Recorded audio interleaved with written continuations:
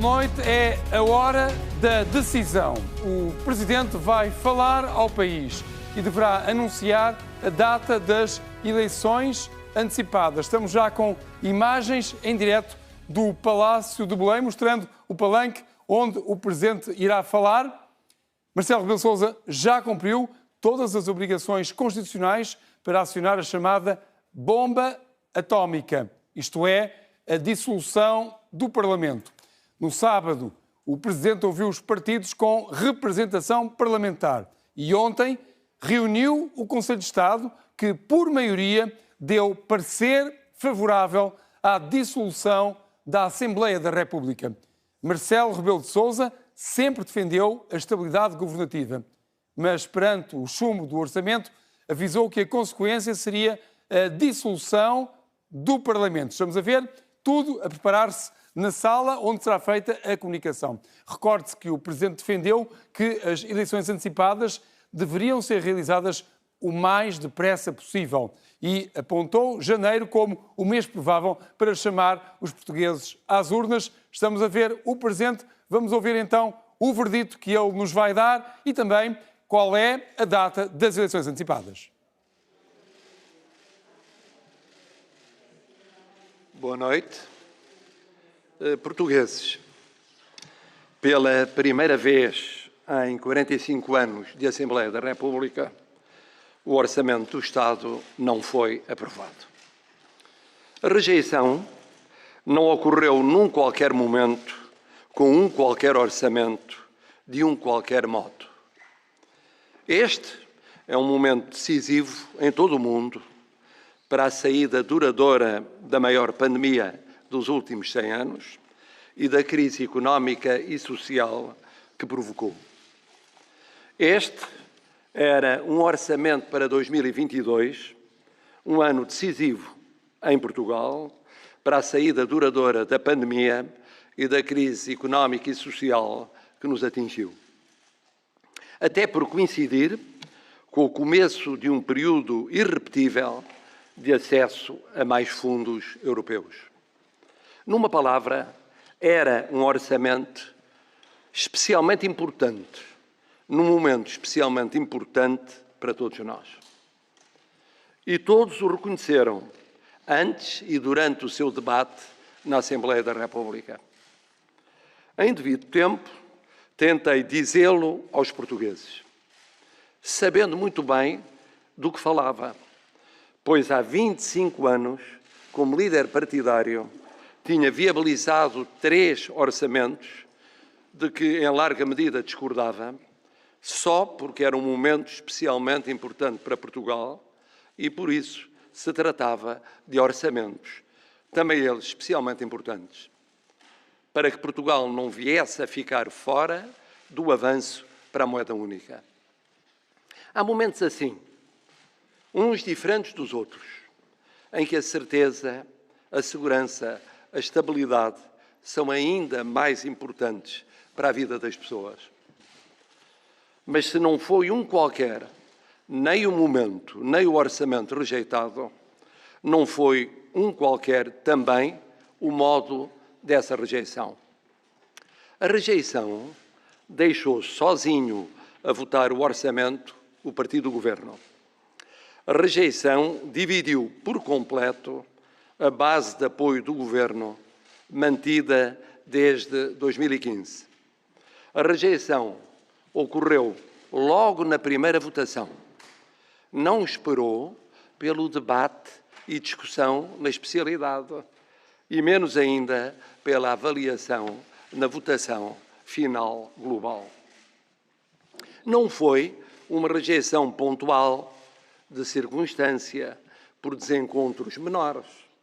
Foi de fundo, de substância, por divergências maiores, em áreas sociais relevantes, no orçamento ou para além dele, como a segurança social ou a legislação do trabalho. Divergências tão maiores que se tornaram inultrapassáveis e que pesaram mais do que o percurso feito em conjunto até aqui. E, sobretudo, pesaram mais do que a especial importância do momento vivido, à saída da pandemia e da crise económica e social e do que o orçamento a votar nesse momento. Nada de menos compreensível, penso eu, para o cidadão comum, que desejava que o orçamento passasse, que esperava mesmo que passasse, que entendia que já bastava uma crise na saúde, mais outra na economia, mais outra na sociedade, e que por isso dispensava, estou certo, ainda mais uma crise política a somar a todas elas.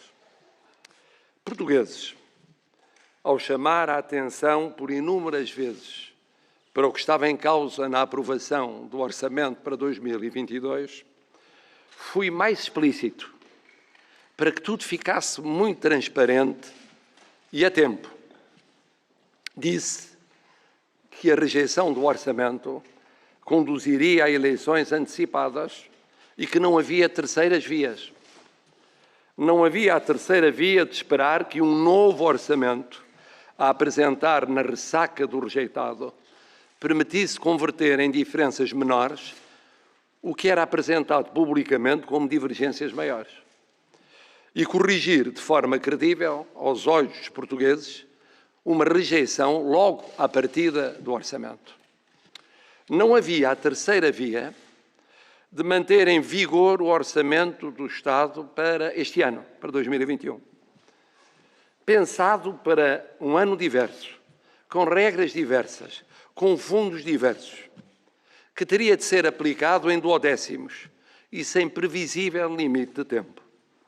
Quase como se fosse indiferente haver ou não haver orçamento para 2022. Um orçamento especialmente importante para um momento, também ele, especialmente importante.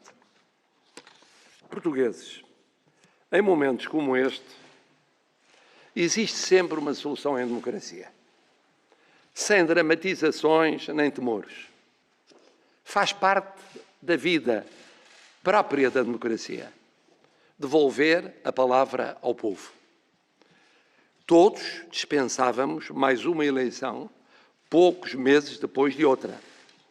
Mas é o caminho que temos pela frente para refazer a certeza, a segurança, a estabilidade, ultrapassando esta rejeição do orçamento. É o único caminho que permite aos portugueses reencontrarem-se neste momento com os seus representantes nacionais, decidirem o que querem para os próximos anos, que são anos determinantes em efeitos da pandemia, em volume de fundos para reconstruir a economia e a sociedade. E escolherem aquelas e aqueles que irão, o mais rapidamente possível, votar o orçamento que faz falta a Portugal. Digo o mais rapidamente possível, com uma ressalva que logo indiquei. Sabemos todos que campanha eleitoral, bem como debates audiovisuais que a devem anteceder, realizados no Natal, o primeiro Natal depois daquele que, em boa verdade, não tivemos, ou pelo Ano Novo, são, a todos os títulos, indesejáveis. E podem ser meio caminho mandado para um aumento da abstenção. O sensato é apontar para debates e campanha, a começar em 2022, mas não em cima do dia de Ano Novo. E, ainda assim, termos eleições em janeiro. Como eu disse desde o primeiro momento, compatibilizando a desejável rapidez com a devida atenção a um período sensível na vida das pessoas. Portugueses, ouvi os partidos políticos e o Conselho de Estado nos termos da Constituição. Analisei a situação económica e social com os parceiros já antes convocados. Refleti ainda sobre a situação económica e financeira à luz da perspectiva europeia. Tudo visto e ponderado, uma semana e um dia depois da rejeição do Orçamento para 2022, encontro-me em condições de vos comunicar que decidi dissolver a Assembleia da República e convocar eleições para o dia 30 de janeiro de 2022. Confio em vós, no vosso patriotismo, no vosso espírito democrático, na vossa experiência, no vosso bom senso. Como sempre, nos instantes decisivos, são os portugueses, e só eles, a melhor garantia do futuro de Portugal. Declaração de Marcelo Rebelo de Sousa a anunciar a dissolução do Parlamento e a marcação de eleições antecipadas para o dia 30 de janeiro de 2022, portanto, já daqui a poucos meses. Na nossa companhia está o António José Teixeira. Olá, António. Alguma surpresa nesta declaração? Vamos a ver, a data era a notícia que hoje procurávamos. 30 de janeiro é talvez a data mais previsível no sentido em que deixa espaço para os partidos arrumarem a casa, sobretudo à direita, que tem mais problemas internos para resolver, permite uma campanha depois do Natal e Ano Novo, debates televisivos ainda antes da campanha, como o Presidente da República salientou. Julgo que Marcelo justificou devidamente aquilo que foi a sua decisão, desde logo porque avisou aquilo que iria fazer se o orçamento chumbasse, ele chumbou, disse algo que não tinha dito ainda, é que o cidadão comum não compreende, continua a não compreender porque é que num ano difícil de saída da pandemia, de saída também de uma crise profunda económica e social, este orçamento foi chumbado. Não havia outra decisão que não fazer eleições e, desse ponto de vista, julgo que o Presidente foi bastante claro. Quais são os riscos que agora se criam? Bom, os riscos que se criam têm a ver com uma palavra que Marcelo Rebelo de Sousa enunciou há algum tempo, mal ele imaginava que isto ia acontecer. É que se houvesse eleições antecipadas, podia ter um grande berbicacho. A palavra foi do Presidente da República. Isto é, obviamente que as eleições deixam uma incerteza grande no horizonte. Não sabemos, nunca saberemos, obviamente, antes de haver eleições, mas não é previsível uma alteração do quadro político muito radical, do quadro partidário, e, porventura, a ingovernabilidade é um cenário que se pode considerar para o futuro. O risco é esse. Mas não havia outra saída, uma vez que, pela primeira vez, como começou por dizer o Presidente da República, um orçamento foi chumbado. Nunca tinha acontecido em 45 anos de Assembleia da República e foi um chumbo à primeira, isto é, logo na votação na Generalidade e com uma divergência profunda que deixou o Partido Socialista sozinho na Assembleia da República a votar o seu orçamento. Não sabemos, evidentemente, como será o resultado das eleições, saberemos na noite do dia 30 de janeiro, mas tu referiste que poderá haver essa situação de não haver uma alteração do quadro político ou partidário, melhor, quadro partidário, não tanto político. A pergunta é esta, numa situação dessas, há a possibilidade de um regresso ao passado, a 2015, ou estamos perante uma situação em que poderá nada mudar, na verdade, tudo já mudou e profundamente? Poderá nada mudar nesse cenário que poderemos considerar, mas ainda assim, obviamente que os partidos serão chamados a encontrar uma solução.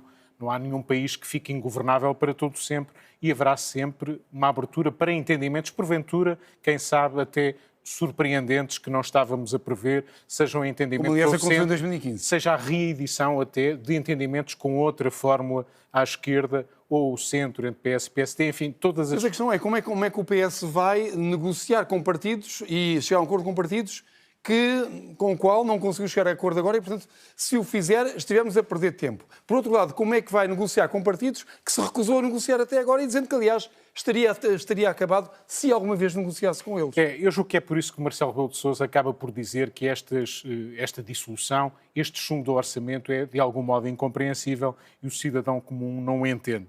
Precisamente porque vivemos um período difícil, é certo e sabido e todos o sentimos, não há um clamor na sociedade portuguesa por mudança política tão profunda, vemos o embaraço, não falámos disso, o embaraço dos partidos à direita do Partido Socialista para arrumarem a sua casa e encontrarem uma alternativa. Porque também, e convém referi-lo, uma possibilidade destas eleições é abrir-se uma alternativa à direita do Partido Socialista que consiga uma geometria suficiente para viabilizar um governo. E essa possibilidade existe, os portugueses vão votar, vamos a ver, neste tempo que resta até o dia 30 de janeiro, é possível votar uma nova liderança no Partido Social Democrata, está prevista para o dia 4. A partir desse dia, seja Rui Rio ou Paulo Rangel, o líder do PST, é possível fazer listas e ter prazos cumpridos. É preciso 41 dias antes do ato eleitoral ter listas apresentadas, o que aponta para dia 19 de dezembro.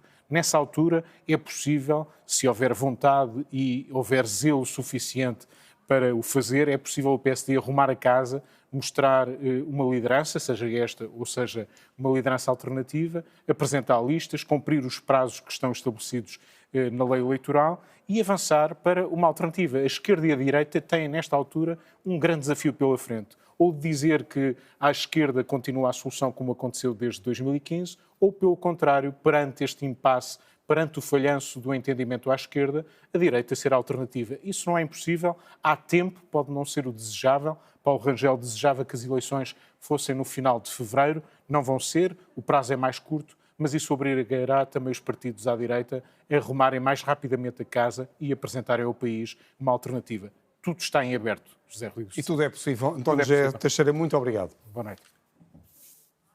Desde o 25 de Abril, esta é a 8ª vez que há uma dissolução da Assembleia da República. Todos os chefes de Estado eleitos em democracia usaram este poder constitucional. É um dos maiores poderes do Presidente da República, a dissolução do Parlamento. Quando acontece contra a vontade dos deputados e do próprio Governo, é até chamado de bomba atómica. Esta é a 8ª vez que acontece em democracia e a que mais semelhanças tem com a primeira vez que aconteceu, em 1979. O governo era de Mota Pinto, o segundo de iniciativa do então Presidente Ramalho Yanes, e tinha um mandato. Fornecendo uma saída para a crise política existente. Mas Mota Pinto não teve vida fácil, apresentou um orçamento que foi chumbado, a primeira vez que aconteceu, a única até este ano. Conseguiu aprovar um novo orçamento, mas que foi muito alterado pelo Parlamento, culpando a obstrução sistemática. Mota Pinto demite-se. Tive de concluir que a única saída democrática era dar a palavra ao eleitorado nos termos constitucionais. Foi a primeira vez que aconteceu, mas Ramalho Yanes haveria de usar este poder mais 2 vezes. Em 83, o primeiro-ministro Francisco Pinto Balsemão apresenta a demissão a culpar a instabilidade interna e externa no governo da AD. Não tinha a intenção de me recandidatar. Nesse ano, até o Conselho de Estado se mostra desfavorável à dissolução do Parlamento, mas Yanes avança na mesma. Dessas eleições antecipadas nasce o Bloco Central, quando em 85 Cavaco Silva chega a líder dos social-democratas, rompe com o acordo. Ramalho Yanes dissolve o Parlamento outra vez. O governo que se segue é de Cavaco Silva, minoritário, num Parlamento com forte oposição de PS, PCP e também de um novo partido, o PRD, inspirado por Ramalho Yanes. É esse partido que em 87 apresenta uma moção de censura ao governo. Não queremos que este governo continue. A moção de censura for aprovada. É a única vez que uma moção de censura faz cair um executivo. Mário Soares é Presidente da República e está nesse momento no Brasil. Por cá, PS e PRD acreditam que podem formar governo, contando com o apoio do PCP. O secretário-geral Vítor Constâncio manifestou a sua disponibilidade para efetuar diligências. Se para isso fosse indigitado pelo Sr. Presidente da República... Nós entendemos que é possível uma solução de oposição no atual quadro parlamentar. Nada justifica a realização de eleições antecipadas. Mas, indo contra muitos do próprio partido, Soares não aprova a solução. Acabo de assinar o decreto de dissolução da Assembleia da República. Passam mais de 10 anos até que o poder de dissolução volta a ser usado. Em 2001, uma derrota nas autárquicas, com estrondo, do PS de António Guterres, primeiro-ministro do governo minoritário, leva-o a apresentar a demissão. Entendo que é meu dever, perante Portugal e perante os portugueses, evitar esse pântano político. Eu tentei também evitar que isso acontecesse, dizendo vá à Assembleia antes, não faça isso assim. mas ele estava muito determinado porque tirou consequências políticas a fundo. Sampaio usará a bomba atómica mais uma vez naquele que foi um marco do mandato presidencial, quando, 4 meses depois de dar posse a Santana Lopes, em 2004, chama o primeiro-ministro a Belém. Informou-me da sua decisão de iniciar as diligências necessárias conducendo-se à dissolução da Assembleia da República. O país assistiu a uma série de episódios que ensombrou decisivamente a credibilidade do governo e a sua capacidade para enfrentar a crise que o país vive. A decisão é polémica porque é feita contra uma maioria parlamentar e sem que um governo se demita, mas teve ao lado um parecer favorável do Conselho de Estado. O país vai a eleições antecipadas, ganhas por uma maioria absoluta do PS de José Sócrates. Será Sócrates a sofrer a última dissolução do Parlamento em 2011, com o país em grave crise económica e já com um governo minoritário, a oposição inteira chumba o pacote de medidas de austeridade, o PEC 4. A oposição retirou ao governo todas as condições para continuar a governar. Em consequência disso, apresentei agora mesmo ao Sr. Presidente da República a demissão do cargo de Primeiro-Ministro. O Presidente é Cavaco Silva, que houve uma unanimidade de vozes a pedir eleições. Decidi hoje dissolver a Assembleia da República e convocar eleições legislativas. O poder de dissolução do Parlamento é temido, ainda para mais quando um Primeiro-Ministro não se demite. Também por isso ganhou o apelido de uma arma devastadora. Mas todos os presidentes o usaram, Marcelo Rebelo de Sousa também não foi exceção.